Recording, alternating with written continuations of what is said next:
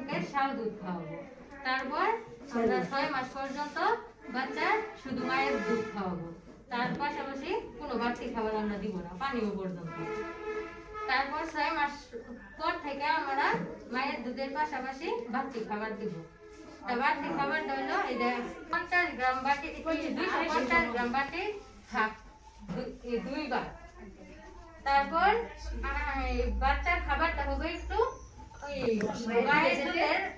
মায়ের দুধের মতো 6 মাস থেকে যখন 8 মাস পর্যন্ত খাওয়াবো। তারপর 8 মাস থেকে 9 মাস থেকে 11 মাস পর্যন্ত যখন খাওয়াবো এই বাটি শাক খাওয়াবো ঠিকই, কিন্তু 3 বার খাওয়াবো। 6 মাস থেকে 8 মাস পর্যন্ত যেই খাবারটা খাওয়াইছে তার থেকে একটু কম। তখন 9 থেকে 11 মাস পর্যন্ত, 12 থেকে 9 মাস পর্যন্ত আমরা 9 থেকে 11 মাস পর্যন্ত আমরা এই বাটি 3 বার খাওয়াবো, কিন্তু খাওয়াতে হবে। তার 8 মাস থেকে আমরা 6 মাস পর্যন্ত যে রাখা হয়েছে তার সাথে আরেকটু কম।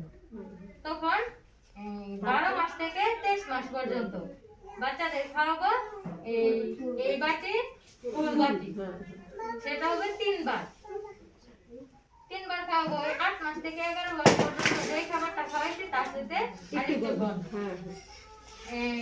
আমরা যা খাবার খাবো নিজেরা বাচ্চাদের ওই পরিবারের খাবারটাই খাওয়ানোর চেষ্টা করবো।